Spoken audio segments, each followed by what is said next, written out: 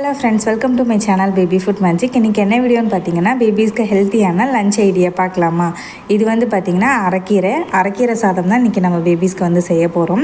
இந்த அரைக்கீரை சாதத்தை வந்து 10 மாதத்துக்கு மேலே இருக்க குழந்தைங்கள்லேருந்து நம்ம வந்து கொடுக்க ஆரம்பிக்கலாம்.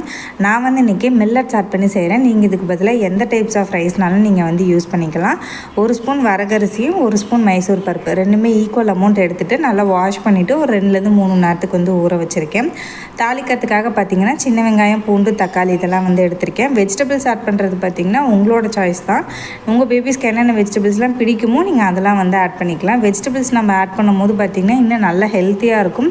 அந்த கீரையோட கசப்பு தன்மையுமே தெரியாது. பேபிஸ் நல்லாவே வந்து விரும்பி சாப்பிடுவாங்க. நான் வந்து இன்றைக்கி குக்கரில் செய்ய போகிறேன். நீங்கள் இதே வந்து ஓப்பன் மெத்தடில் கூட செஞ்சுக்கலாம். கொஞ்சமாக வந்து எண்ணெய் ஆட் பண்ணிவிட்டு எண்ணெய் வந்து ஹீட் ஆனதுக்கப்புறமா சீரகம், மிளகு போட்டு பொரிய விட்டுக்கோங்க.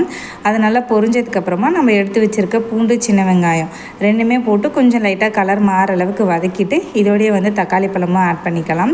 1 வயசுக்கு மேலே இருக்க குழந்தைங்களுக்கு கொஞ்சமாக வந்து பிங்க் சால்ட்டு, பெருங்காயத்தூள், மஞ்சத்தூள், இதோட பார்த்திங்க அப்படின்னா வீட்டில் அரைச்ச சாம்பார் பொடி வந்து நான் கொஞ்சமாக வந்து ஆட் பண்ணிக்கிறேன். அந்த மசாலாவோட பச்சை வாசனைலாம் போனதுக்கப்புறம் எடுத்து வச்சுருக்க கீரையும் ஆட் பண்ணிவிட்டு கீரை இந்த அளவுக்கு நல்லா வதங்கினதுக்கப்புறமா நம்ம எடுத்து வச்சுருக்க எல்லா வெஜிடபிள்ஸும் இதோடையே வந்து ஆட் பண்ணிக்கலாம். இந்த அளவுக்கு வந்து எல்லாமே நல்லா வதங்கினதுக்கப்புறமா நம்ம அரிசி பருப்பு ரெண்டுமே வந்து ஆட் பண்ணிவிட்டு அது வந்து அந்த அரிசி வெஜிடபிள்ஸ் எல்லாமே வந்து முழுகிற அளவுக்கு நம்ம தண்ணி ஆட் பண்ணிவிட்டு ஒரு 4லேருந்து 5 விசில் விட்டு எடுத்தோம்னாலே போதும். நல்லாவே வந்து நமக்கு சாதம் வந்து இந்த அளவுக்கு நல்லா குலைவாக வந்துடும்.